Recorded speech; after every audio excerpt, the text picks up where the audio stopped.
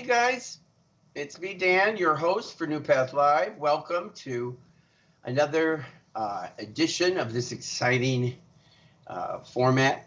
And happy Earth Day to everybody. Today is the 22nd, which happens to also be Earth Day, and it is the 51st anniversary of when Earth Day first began. But before we talk about that, we're going to do it. Yeah, you know what's coming next. Without my friend Brett, I'm going to be doing this back to better basket myself and hopefully not spill all these names everywhere. Okay, now I see this. Irene Camo. Irene from Meredith Road, I think. Congratulations. So check your email. You will be getting a $100 gift card electronic gift card email. That's to honor you for getting both vaccines. You know, I'm a little disorganized today. I didn't get back to last night from Indiana. I was traveling there, went last weekend and a few days, and we had my mother's memorial service and buried her ashes in the grave next to my father. And it was an interesting experience being in Indiana to require masks or to eliminate that requirement. And so there was a lot of this people walking around not quite sure when you go to a store whether or not you could take them off or not. But it did feel hopeful, even though I know Massachusetts isn't quite that far along or not quite ready to take that drastic measure. It did make me feel like this thing might be behind us at some point. Anyway, so we are happy for the staff that got the vaccines, and we're happy to celebrate with Irene. And don't forget, in June, we're going to be doing a grand prize drawing for everybody that's been vaccinated by then. There's still time if you haven't yet, and we will be paying some lucky person's health insurance for the year as they're investing in their own health by getting the vaccine. We want to help invest in their health as well. All right, we're going to do just mention Earth Day. NuPath has been, has had a green strategic plan for quite some time. We're looking at our own, sort of carbon footprint and what can we do? What practical things can we implement that's going to help us do our part? And so but today is the, like I said before, the 51st anniversary, and there's some pretty cool stuff online. If any of you are interested, you should check it out. There are, you can watch live in all the Zoom presentations and the various meetings, consortiums, and things that they have. So if any of you are interested and haven't checked it out, you really should do that. Okay. Now we're going to move on. Last week I got a neat thing emailed to me or texted to me. I can't remember exactly. And this is from our good friend, Robert Hubbard, who had drawn his own rendition or his own, sort of interpretation of the Back to Better branding. And if you can see there, it enlarges, I think, on another click, but if you you can kind of see what he did there, and we want to see your work. And if anybody else out there has got some kind of imagination or reimagining what it is to be back to better, we'd love to feature it. So if you've got a design, if you're doing something that you created some artistic masterpiece, please share that with us. I get a real lift from seeing that. And of course, we know Mr. Hubbard is probably one of NuPath's biggest groupies that we have. He's got every sort of collectible ornament and anything else that has NuPath on it. He's a fierce advocate, and I also know that he's itching for the walk, which we haven't set a date yet, but he's suggesting that October would probably be the date for it there. So congratulations, Robert Hubbard, and thank you very much for sharing that with us. We are going to be bringing Bryan Ellsworth on in a minute. Bryan, who most of you know, has been with us now. Well, it'll be 7 years on April 28th. It's a long time for somebody to be with an organization. We're sure glad he's with us. And some of you may remember from the past that Bryan has got a particular sort of skill set when it comes to fundraising that goes beyond some others. He was number 2 in the individual fundraisers, raising $7,500 in 2019. In 2018, he was number 2 as well, where he raised $7,000. I don't have that up on the slide, but 2017, he was number 4, raising $3,700. 2016, he was number 39, raising only $750. No, I shouldn't say only $750 because it was so good, but it must have been his first year on. It didn't take him too long to see where the cool kids sat, and we wanted to be part of the Club 50 group. And not just that, he has been at the sort of the vanguard, and I think second only to Robert Hubbard, he's taken away the first prize in the last few years. And it's complete coincidence that we've just featured that little piece of artwork from Robert. But in total, Bryan's raised $18,950 for NuPath, which is a huge amount, and also was asked to speak at NuPath's third annual celebration in 2016. Let's bring Bryan on and see if we can get him to talk to us a little bit about what's going on with the individual employment that people are, some of our clients. Bryan, how are you? Welcome. Hey. Thanks, Dan. How you doing? Good. Are you in a place where you've got others around you, or can you take your mask off where you are now? I believe I can take it down for right now, yeah. Okay, feel free to do that because it might make it a little easier to hear you. We don't want to miss one word that you might have out of your come out of your mouth. Now, I think we should just tell the story. Can I tell the story about how our paths intersected today? You would come into my office because you'd sent me an email. You were asking about a question, and maybe we can even frame that. We could have the conversation here, maybe even. But you wondered if something was wrong because I hadn't gotten back to you. And I just apologized, and I should probably apologize to anybody who's watching this that thinks maybe they've emailed me something that they haven't heard back from me.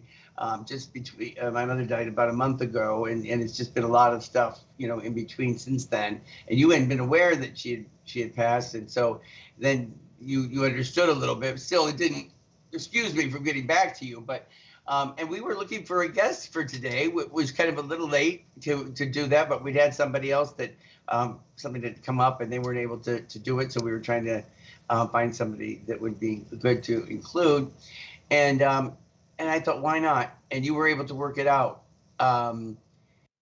This is about what's going on with some of your employment, the community employment. Now, this is like the pinnacle. This is like the outcome that we want everybody to have, and that we consider to be the best and of all on the scale, leading up to one person, one job, paid by the employer directly, and sort of traveling to and from that place on their own, or you're not having to come into the day program first. Talk to me about what things have been like this past year, what you're doing now, just what you want to share as far as where we are with our employment these days. Again, thank you for having me on, Dan. I love the opportunity to talk to everybody out there in our NuPath family. And over the past year, won't lie, it's been a bit of a challenge. It started out as a big challenge last March, but over the past year, I think we've, as much as all the programs in NuPath have done, we have kind of adapted to what's been presented to us, and we've learned to work with it. And I think now, a year into this pandemic, well, should I say 14 months into this pandemic, I believe that our employment team has really zeroed in on how to bring us back to better, and how to get our clientele feeling confident and out into the workplace, like you were just saying. One of the things we've done, and this was something NuPath wanted to do in the past, is implement virtual job coaching on a level that runs across the program, across the employment program. Ted Horn had brought this up the day that NuPath closed last year. I believe it was March 16th. Ted Horn and I had met that day, and he had already said that the other coordinators were saying the same thing. We need to get on board with this. We need to go virtual. We need to find a way to support our individuals out there in the community, because they're going to be scared. They're not going to know if they're going to be able to keep their jobs, or if their job will even exist when they go back. So what we've done recently is we've been talking with employers. I'd say about 6 weeks ago, employers started reaching out and asking if our guys, our men and women, could come back to work, if they would be willing to adapt to a more flexible schedule and to changing job responsibilities. And the virtual job coaching has made that possible for us, where we have so many different people working in the community. It has become, sometimes in the past, it would be a problem trying to handle certain situations in a timely manner. And what I mean by that is, if you're supporting one individual in one site, there's always the possibility that another individual is having a problem at that exact same time in another site. Without virtual job coaching, many times we would go from one site to the other, and in that travel time, maybe 15 minutes, half hour, whatever it may be, the problem can be out of hand by then.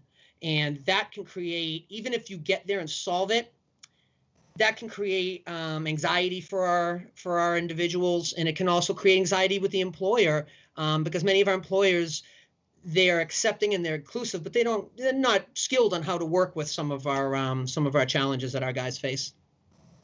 So what do they use actually? Is it Navigating Life, or do they use some other format to do this virtual job coaching? Well, what we've been doing, Navigating Life, is one that we'd like everybody to be involved in. If that's something that we're going to help make successful, we need everybody involved. It doesn't work with just a few people. But on the one-to-one basis, what we've been doing is using a lot of the Google Duo and Zooms, and it's worked out well. We've had some individuals who benefit from this when they face an on-the-job problem that needs to be solved in that few minutes. It helps management, because management right now, let's face it, they're facing smaller payrolls. They don't have the time to support our individuals as well as they may have in the past. So they really need us to be there on the spot. And in order to do that, we mostly will use the Google Duo. I personally will use Google Duos, and that allows the individual to show me what the problem is, and then we can discuss it. And the final piece that I think is really big for many of our men and women in the workforce is it eliminates that embarrassment. Some people, they don't, I mean, face it, you and me in the workplace, somebody comes over our shoulder, you start to feel that little bit of heat, you start to feel a little bit of nervousness. Our individuals want to be known as independent, and that's what they're working towards. So this gives them an opportunity to kind of take a step back away from the public eye and talk with us if they need to, and get that confidence they need to solve whatever the problem is at that time. You know, I love that you brought that up just now, that last number 3, this idea of, you know, is the virtual supervision. And by the way, this would apply to, we've been looking at the possibility of getting that kind of a virtual, you know, assistant, if you will, in our independent living, you know, possibly. Yeah. You know, having this source that, you know, where our people would know they could, you know, ask a question if they've got a problem, if they've got a concern, there'd be somebody trained to help them, you know, virtually. And also then, as you mentioned, in the job coaching. So you've already kind of put one great, you know, argument for why it could be better than in person. But I'm sure there's still going to be families that feel like, and maybe even service coordinators at DDS, that will say that a virtual sort of stand-in is an inferior, you know, sort of, you know, a backup or an inferior substitute for having one staff person that person can lean on and come, you know, and comfort them. What would you, I mean, clearly the whole business is about having somebody, you know, leaning over the shoulder, but is this the conversation you've had with folks? Has this come up before? Yes, I think how would I want to work that? Many times I have had parents that have questioned, if my son or daughter is in the workplace and they're stressed out, how does a virtual phone call solve the problem as opposed to having that one-on-one face-to-face? And that comes down to our team prioritizing. And I mean, we have great staff here in the employment program. My coworkers, my team are a wonderful team. And we have Elda Soares and Ted Horn, who also manage the program and do a very good job with us as well. So as a team, we have to prioritize where our most important issues are and how do we solve those. Sometimes you're right, it is an inferior way to job coach. Sometimes you have to be there on the spot. So what we'll do many times is we back each other up, and we'll have somebody else who's geographically close to that person go and handle the one-on-one. So the virtual kind of just gives you that medium in the middle so that the problem doesn't get out of hand. Mm-hmm. Now, with management in the stores, we work closely with them. So a lot of the management there, they don't mind having that kind of rotation of our staff, because the staff that we have, we all work together. We all know our individuals. And if you put the virtual together with our team, instead of having that open space where it's 30 minutes of when am I going to get the support, or 30 minutes of maybe I have too much anxiety to go on my day, we're able to keep in touch with them. So for instance, I can be working in Saugus and on the phone with somebody in Bedford while I have another employment coordinator in Bedford who's on the way to meet that person one-to-one. So that's kind of how we're working that problem. Yeah, I mean, I would even, go so far as to maybe even argue that it's not only is it a reasonable stand-in for the virtual, reasonable stand-in for the in-person, but maybe even preferred in some cases. I'm just thinking about the number of apps I have on my phone and the number of things I use my phone for, to provide information, to consult, to answer questions.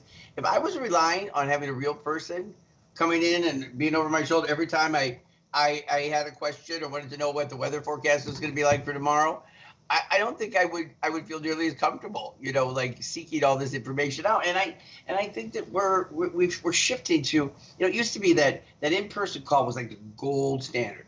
That was, or the in-person, visit or whatever would be the gold standard. Then everything beyond that, writing a letter or sending a card or an email, would fall, to distant, in the order of preference. But I don't think that's true anymore. I think that we're shifting as a society to really appreciating the privacy that comes with not having to, even from the feeling that we don't always want to have our life intruded upon by a phone call.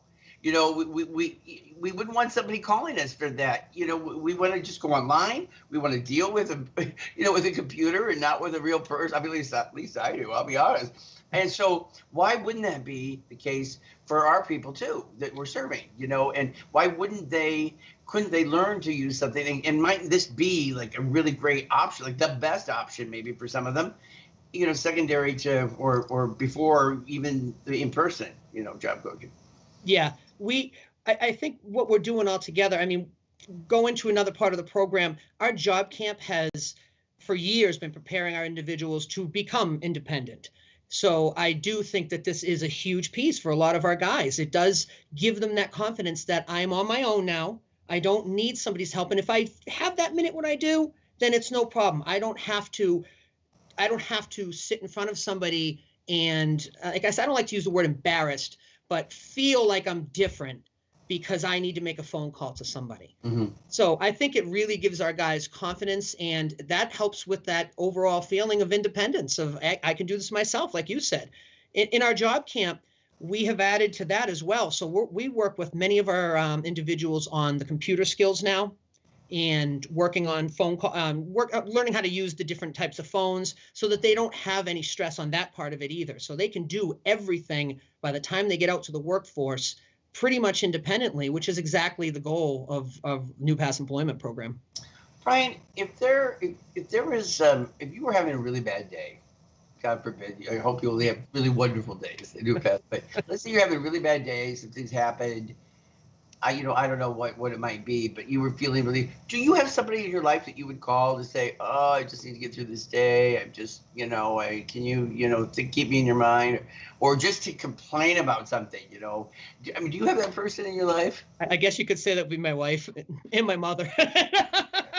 There you go. Okay, there you go. It used to be my mother. She's no longer with us now, I might call my husband and say, "Hey, this or that thing's going on," and that phone call can do a lot. We don't expect the person on the other end to solve all the problems, but just having that voice, that a person that seems to acknowledge, that we're not crazy for having these feelings, and that what we're feeling maybe isn't, completely unusual. And if nothing else, it can sometimes serve to kind of just let us catch a breath, just calm down maybe a little bit, especially if it's something that if I'm feeling really, really worked up. My point is that, I'm always looking at what how we're alike more than how we're different, alike with the population that we serve. For some reason, even things that you and I both do over the course of a day and week, when it comes to our people, we feel compelled to put, these labels on things. So, it's not like, should they feel embarrassed for making a phone call for their job coaching?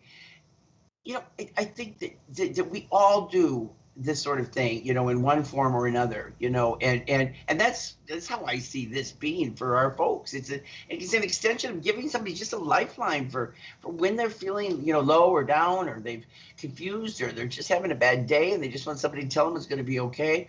Isn't that, kind of the sort of context of what we're talking about here? It is. I mean, all of us, let's face it, none of us are perfect, and all of us have emotions and feelings. And like you said, we do have bad days, and sometimes we have really great days that we just have to tell somebody. You just have to make that call. Oh my gosh, what happened? Look what happened. Look what happened to me, what I did.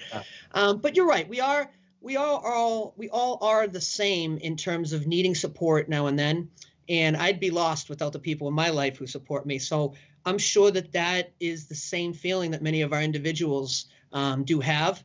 And I think the way our program is working and the way NuPath as a whole is changing and adapting, I think our individuals are changing and adapting as well to this new normal, I guess we'll call it. And this is a big piece for them, to allow them, like I said, just to be more independent and to feel more confident every day in life. In the couple of minutes that we have left, Bryan, I wonder if you could, talk to me about your thoughts on what we're hearing more and more about in the news, certainly within the industry in Massachusetts with human services, and that is the workforce crisis that we're, some people say it's right around the corner. I say it's already here. This is related to a number of different things. Some people have complained that it's because the unemployment benefits were extended and that there were some additional monies from the federal government to kind of offset the losses that some people are experiencing. So in some cases, people are finding that they're better served by not working, and staying home. But many of these people have childcare issues. They have kids that are still, back and forth between in-person learning and at home. Point is that we're having just a really difficult time getting response in potential employees. And I'm wondering if that's something that you've experienced in your team right now, or maybe you have all the staffing that you need with that. But is there any silver lining here for the people that we're trying to find jobs for, given that there's so many industries, whether that be long-term adult care, nursing homes, assisted living, sorts of things, in their kitchens, in their dining rooms, in their maintenance staff, like all kinds of things.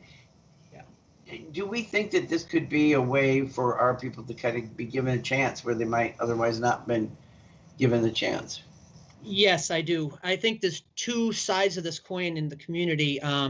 Some people would feel that because of the pandemic and lower payrolls and managers not being able to bring in as many people as they could before, that it would be a negative to our population. However, I don't really see it that way. I actually do think it is a positive because, as you're saying, if our people are prepared, if we're preparing them the right way and they're putting in the effort and the work, and they're able to sort of sell and advertise what they can do for a company, I believe now that the opportunity is bigger. because a lot of people, like you said, they don't want to come back. There's the issues. I mean, my wife, she just was able to get back into the workforce after a year because she had the kids at home and was doing the hybrid model at home and then a couple hours a day at school. So in terms of our individuals, I think there is an increased opportunity here. What we need to do is we need to make sure that we latch onto the opportunity and that we prepare our people to get out there and take advantage of it and not wait to make sure we get them out there now. And we have over the past month, we've got, I don't have the actual number in front of me, but we've had more people find new jobs and new careers in the past month than we had in the 3 months that were previous to the start of the pandemic. Wow. Wow. That's good. That's good data. So you have been running a job camp over the past 9 months or 8 months or whatever. Yes. You would be then approaching the end of it. And we've in the past, didn't last year, but the year before, we'd have a big kind of, sort of graduation banquet meal, whatever, with, complete with excellent speaking on your part. You really you dazzled me when I've heard you speak from that group. Are we still having some sort of a graduation, or did we decided it's going to be what's it going to look like this year? Well, I was a little upset because the pandemic did kind of put a damper on things. I had a plan to sing to everybody at the last graduation, so that would have been fun. But well, you want to try a few bars now? I mean, I'm sure we got people out there listening that might want to hear. Save that one for this year's graduation because we are going to do something. It won't be, obviously, it's not going to be what we've had in the past where we generally put on a really beautiful display and really show what some of our clients have been able to accomplish. And not just what they've accomplished, but how happy they are and excited they are to complete it and to really get that diploma. I'll never forget Dennis Gefty's and how happy he was when he got his the first time. He was almost in tears. It was great. But we are going to do something because I think if we don't, it kind of minimizes the impact that it's had on our guys. They want to be able to get out there and celebrate. They want to know that they're making it to that next step, that they're graduating to something bigger and better. So we are going to do something online this year, and hopefully next year when we get back to, well, we hope a little bit more normalcy, we'll be able to do an in-person graduation again. And if we do that, I'm looking to really make it an extravaganza. Well, then wherever I can sign up to be an asset or to help out, you let me know, because we definitely deserve some big parties after this whole thing's over. Oh, yeah. Right, as we wrap up, remind us who also served with you on the employment team for NuPath. Our wonderful team has Lisa Carrier, Yeah. Greg Brandy, Jan Zing. I hope I'm not saying his last name wrong now, Morikow, because Jan was just got recently married. And we also have Barry Abosi, and the team is led by Elda Suarez and Ted Horn. All right, well, it's great. Bryan Ellsworth, thank you so much for coming and talking to us today, and for your continued, just amazing efforts to get our people back to work, and your fundraising for NuPath and everything. It's great to see your smile today, mask-free. Thanks, Dan. I appreciate you having me on. We're rolling forward. Right on. We got this. We got this. Okay. We'll talk to you soon. Bye-bye. All right. Thanks, Dan. Bye-bye. Oh, that was nice. It was nice to see Bryan, and appreciate his spirit of optimism and just enthusiasm. You see a smile like that on somebody, it's contagious. And Bryan's somebody that's been involved in so many different capacities in this organization, and now is doing some critical work, trying to get our people back into the workforce and reclaim some of what maybe we had lost in the past year. So that is a wrap, ladies and gentlemen. We're just we're keeping it strictly to business for the most part, and it is 3:30. And wherever you are on this day, I hope that you'll do something good for Mother Earth, and think about what you're doing in your lives to help us hashtag restore our Earth, as they say their campaign theme is, or the theme is this year for Earth Day. All right, guys. I look forward to seeing you next week. And we got this. We're doing it. It's going to be great. Take Take care, everyone. Bye-bye.